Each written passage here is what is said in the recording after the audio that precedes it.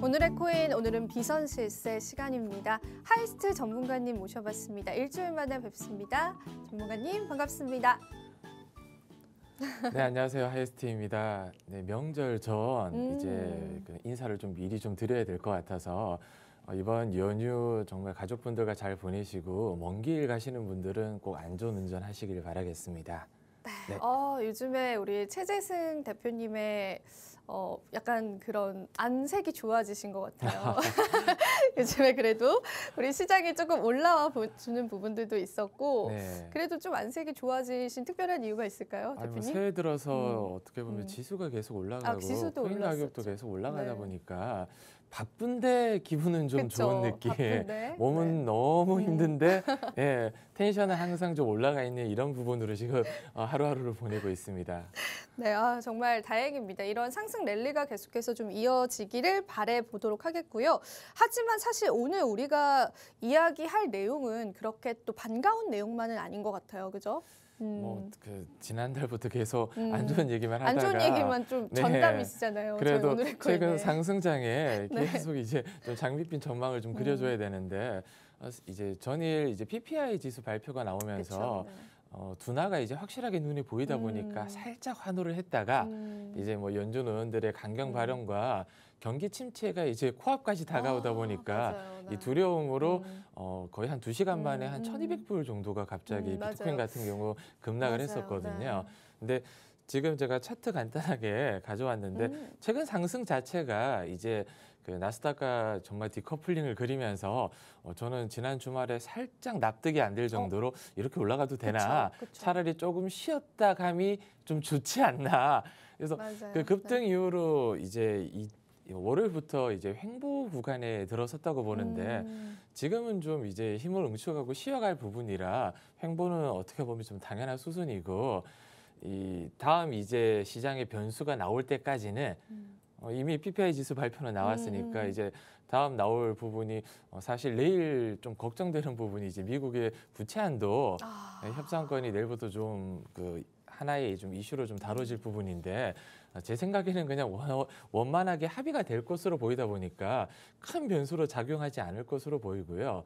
이제 이달 말부터 FOMC 잡혀 있고 다음 달에 금리야 이제 베이비 스텝 0.25%가 제가 봤을 때는 거의 확정적이다 보니까 2월 이제 CPI 발표까지는 좀 횡보 구간이 좀 길어지지 않을까 이렇게 예측을 하고 있는데 중요 지지 구간이 이제 FTX 전 18,400달러 부근이 지지지만 제가 생각했을 때는 여기까지 밀리지는 않을 것 같습니다.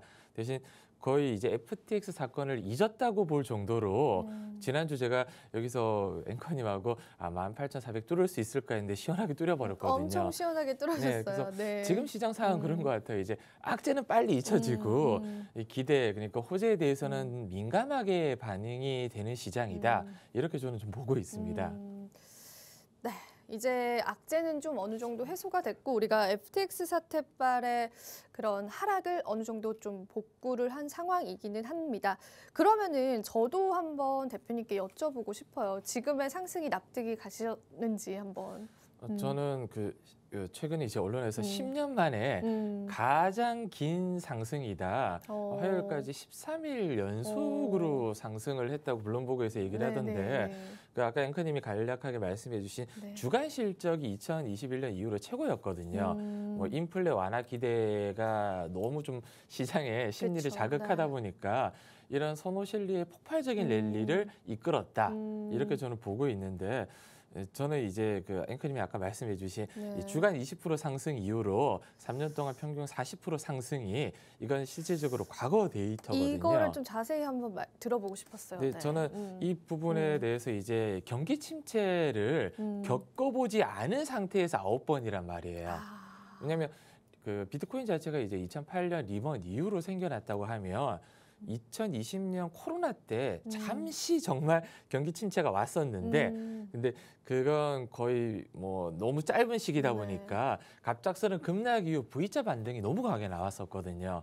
근데 지금 경기 침체는 2008년보다 오히려 더 길어질 수도 있다. 이런 일각에서 우려도 나오고 있고 이번에 다보스 포럼에서 경제학자 68%가 경기 침체는 불가피하다. 그러니까 필연적으로 다가올 거면 저희 암호화폐 시장이 과연 이 경기 침체를 겪어봤나? 그래서 과거 그냥 주간 그러네요. 20% 상승에 대해서 뭐 30, 40% 이렇게 꾸준하게 상승이 나왔다는 데이터가 과연 이게 유의할 수 있을지, 그쵸, 네, 맞아요. 이건 네. 정말 합리적 의심을 좀 해봐야 되고, 이 장단기 금리라고 하잖아요. 음. 대부분 이제 뭐 전문가들이 이 장단기 금리가 역전이 됐을 때 경기 침체가 오고, 역사적으로는 이 파란 선, 이 기준점이 마이너스 이하로 내려왔을 때 경기 침체가 필연적으로 그 다음에 임박이 됐다. 이런 통계가 나오는데 제가 간략하게 그래프를 잘 보이실지는 모르겠어요. 근데 지금 이 차트만 봤을 때는 네. 필연적으로는 이제 올해 하반기나 늦어도 뭐 빠르면 올해 하반기 늦어도 내년 상반기에는 경기 침체가 온다. 근데 이게 경착륙이냐 영착륙이냐 이런 부분에 대해서 말들이 많은데, 이번에 다보스 포럼에서는 대부분 전문가들이 강하지 않을 것이다, 경기 침체가. 낙관적으로 보고 있는 이유가 지금 과거 대비해서 이렇게 금리 인상, 이제 인플레 속도 완화 속도가 빠르고 금리 인상 자체가 5%대에서 5점 뭐 커봐야 5.5%이 정도 수준이다 보니까 과거보다 금리 인상 폭이 크지 않다. 그만큼 약하게 올 것이다. 이렇게 대비를 하고 있는데, 저는 제일 지금 뇌관이 이 부채라고 보거든요. 개인들이라든지 이런 부채 내관이 정말 터지거나 아니면 국채, 그러니까 특히 어제 일본 같은 경우는 금리를 이제 동결을 했단 말이에요. 네. 저는 사실 얘네들이 긴축을 해야 될 상황에서 동결이란 카드를 꺼낸 건 바턴을 이제 미국 쪽으로 넘긴 거죠. 넘기겠다. 야, 너희들 계속 금리 인상 해버리면 우리 못 버텨. 예, 이 인하에 대한 뉘앙스를 조금이라도 풍기라는 압박으로 좀 보고 있어서, 저는 이 2월, 3월, 그러니까 특히 5월까지 CPI 지수가 정말 5% 이하로 내려간다면 5월 이후로 연준은 피봇에 대한 이야기를 꺼내지 않을 수는 없고, 그 인플레이션이라는 부분이 저는 가능하나 너무 꿈 같은 얘기를 하다 보니까 4%대, 그러니까 3.5에서 4%대 정도는 조정을 좀 해야 된다, 이런 뉘앙스를 좀 꺼내야 된다, 이렇게 보고 있거든요. 그 부분에 대해서는 일단 바턴을 연준한테 넘긴 만큼 연준은 계속 하는 말이 기대하지 말라. 그쵸. 우리는 인기가 네. 올 연말까지는 없을 거다 얘기를 인기 하는데, 없는 직업이다. 네. 이렇게 말씀을 하셨죠. 네. 이제 여론을 계속 이제 주시하면서 이렇게 강경하게 음. 얘기하는 이유는 제가 지난번에 말씀드린 기대 인플레를 잡아야 될 부분인데, 시장은 전혀 지금 다르게 베팅을 하고 있다 보니까 특히 암호화폐 시장은 아예 색다르게 베팅을 하고 그쵸. 있거든요. 네. 근데 이 부분에 대해서 얼마만큼 갭 차이가 크면 클수록 나중에 후폭풍도 강하게 올 수 있다. 우리는 이 암호화폐 시장은 제가 다시 말씀드리지만 경기 침체를 한 번도 제대로 겪어보지 않았다. 못했다. 이 부분을 좀 염두에 둬야 될 것 같습니다. 네, 지금 중요한 이야기들을 굉장히 많이 해주셨거든요. 일단 다보스 포럼의 경제학자 68%가 경기 침체가 불가피할 것이다라고 전망을 하고 있습니다. 하지만 이러한 경기 침체가 그래도 이렇게까지 많이 길어진다라기보다는 어느 정도 지나갈 만한, 그래도 짧게 이루어질 수 있다라는 거는 그래도 긍정적으로 좀 해석해 볼 수 있을 것 같은데, 말씀하신 것처럼 지금 금리로 인해서 부채 비율이 좀 증가를 하게 되면은 그에 따라서 도미노처럼 파산되는 기업, 개인들이 좀 생겨날 수 있다라는 부분들, 그런 부분들이 또 경기 침체를 불러일으킬 수 있다라는 부분이 있고요. 가장 중요한 건 또 연준의 스탠스일 텐데, 연준이 이제는 금리 인상이 아니라 금리 인하를 언제 할 것이냐를 우리가 좀 주시를 해봐야 될 것 같아요. 제가 이제 CPI 차트 하나 가지고 왔는데, 네. 이제 위에 이제 밑에는 아래는 근원이고 위에는 이제 이 소비자 물가 지수이거든요. 네. 근데 지금 이번 달에 CPI 발표율로 이렇게 큰 폭의 상승폭이 나왔잖아요. 네, 맞아요. 근데 그래프를 보면 작년 2, 3월하고 거의 비슷한 수준이거든요. 근데 우리 비트코인 가격은 작년 2, 3월 대비해서 아직도 너무 큰 폭으로 밑에서 잠겨 있다 보니까 갈 길이 멀죠. 네, 갈 길이 먼데, 과연 이 CPI 지수가 추가적으로 내려온다고 해서 빠르게 작년 2, 3월 가격을 회귀를 할까? 이 부분도 좀 생각을 해봐야 되는데, 작년에 저희가 뭐 겨울이 너무 길었다. 사실 뭐 모두 아시다시피 투자자분들은 악재들이 너무 많았잖아요. 맞아요. 근데 네. 올해도 사실 악재가 없다고 말씀드리기에는 조금 힘들거든요. 앵커님이 아까 말씀해 주신 리플 소송도 이제 완전 코앞이고 그렇죠. 네, 5월 달에 뭐 제네시스 DCG 그룹의 네, 디시즈 그룹도 5월 제가 이 지금 부채 그렇죠. 예, 해결할 때까지는 계속 내관이 될 수도 있는 부분이고 이제 다가올 규제 부분에서도 생각은 안 할 수가 없거든요. 맞아요. 네. 예, 규제는 조금 더 강화될 거라 시장이 그 규제를 좀 어떻게 받아들일 건지도 그러니까 시장보다는 사실 투자자 입장이 강하죠. 투자자가 어떻게 받아들일지 네. 고래들이 네. 이 규제를 좀 피해갈 수 있을지 부분도 한번 또 생각을 해봐야 될 부분이라 지금 이제 그 상승 이유가 이제 통화정책 완화 기대감이잖아요. 맞아요. 달러가 네. 요즘에 너무 약세예요, 사실. 예, 달러가 약세다 보니까 이제 피벗이 곧 다가왔다. 그리고 고래들의 매수세가 최근 한 열흘 동안 너무 강했었거든요. 그것도 한번 보면 좋겠네요. 네, 고래들이 이제 지갑에서 거래소로 이동을 했고 거기에 대해서 매수세가 굉장히 강했는데 아직 이탈은 되지 않다고 본다는 게 추가적인 상승폭이나 아니면 이제 하락세가 크지 않을 거라고 고래들은 이미 생각을 하고 있는 것 같고 제가 생각했을 때 최근에 이제 납득이 안 됐던 상승은 청산 맵이라고 하잖아요. 레버리지를 제가 지난 시간에 높게 쓰지 말라고 했는데 그 레버리지의 손물량 청산을 위한 움직임이 아니었나. 청산 맵에서 21,500불 근처에 청산 물량이 가장 많았었거든요. 사실 그 이후로. 그 물량이 아니었나 싶고 채굴 난이도가 이제 상승이 꾸준하게 상승이 되면서 이제 비트코인의 가치가 또 올라갈 거다. 그리고 채굴에 이제 지난번에 저희 대표님 말씀해 주셨지 18,000 부근이 이제 그 마지노선이다 보니까 손익분기점을 넘어서서 흑자 구간이다 보니까 그리고 그 또 한 가지는 이제 그 FTX 사건 이후로 50억 달러의 유동성 자금이 추가로 확보됐다. 그쪽에서 이 투자자분들의 손실을 좀 만회할 수 있는 50억 달러라는 자금이 좀 발생됐다. 이 부분도 저는 트리거가 되지 않았나 상승에. 그리고 마지막으로 이제 1년 정도 남은 반감기. 내년 2월 중순 정도가 반감기가 오다 보니까 거기에 대한 기대감인데 이제는 피벗이 연내 가능하냐. 이 부분이 가장 중점적인데 연준에 저도 생각을 예측하기가 어려우니까 어려워요. 분명 시장에서는 피벗이 올해 안에 될 거다 얘기를 하고 있는데 간밤에도 이 블라드 연은 총재가 이런 발언을 했어요. 최소 5%를 유지하겠다. 그분은 워낙 연준 의원분들 중에서도 굉장히 매파적이신 분이신데 굉장히 매파적이신 분이라 이렇게 또 왜 발언을 해서 굳이 우리 투자 시장을 많이 흔드실까? 저는 그런 생각도 좀 들거든요.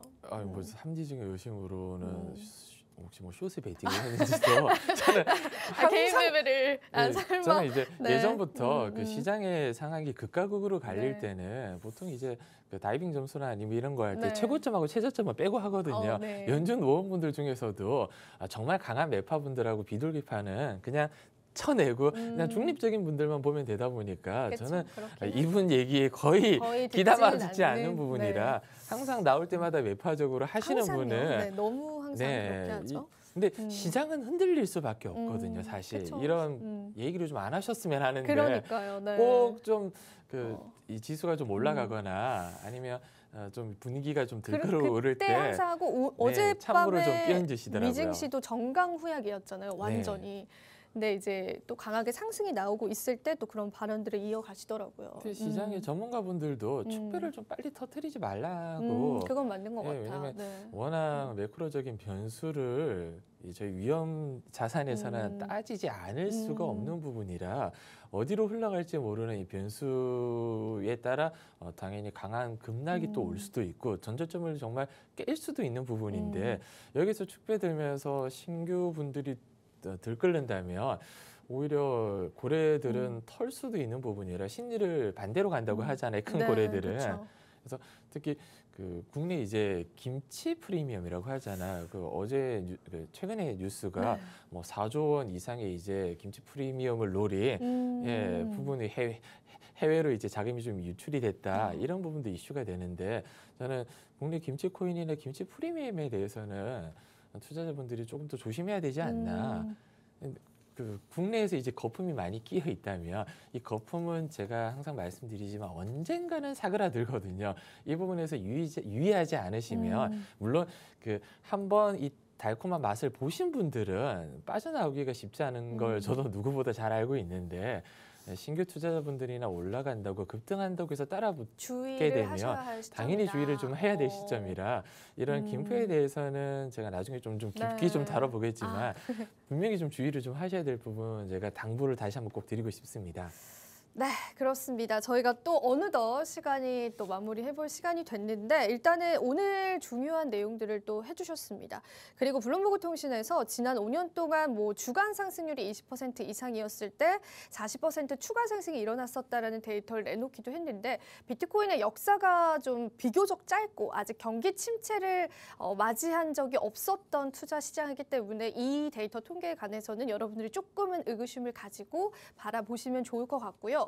저희가 이제 QR코드를 좀 띄워드리도록 할게요. 하단에 QR코드가 나갈 텐데 이 QR코드를 그냥 가져다만 대시면은 조그만 영어 링크가 하나 뜰 겁니다. 그 영어 링크를 여러분들 클릭하셔서 들어오시면은 앞으로 대표님과 또 다양한 이야기들 소통 함께 하실 수가 있고요. 또 마지막으로 대표님께 한 말씀 들어보고 바로 마무리해 보도록 하겠습니다. 네, 어제도 저희 노란 톡방 안에서 저는 이제 뭐 토론하는 걸 좀 좋아하다 보니까 참여자분들이 이제 항상 궁금해하시는 분들은 이제 가격대 지금이 바닥이냐 아니냐 물어보시죠. 근데, 너무 좀 애매한 부분이 정말 중장기적인 관점은 말씀은 드릴 수 있지만 확답은 못 드린다는 걸 제가 누누이 말씀드리는 게 그 시중에 많은 이 참여자분들이나 전문가들이 극과 극의 상황을 내놓는 부분은 항상 그분들이 속해 있는 부분, 그러니까 그 커뮤니티라든지 속해 있는 영역을 대변한다고 보시면 되거든요.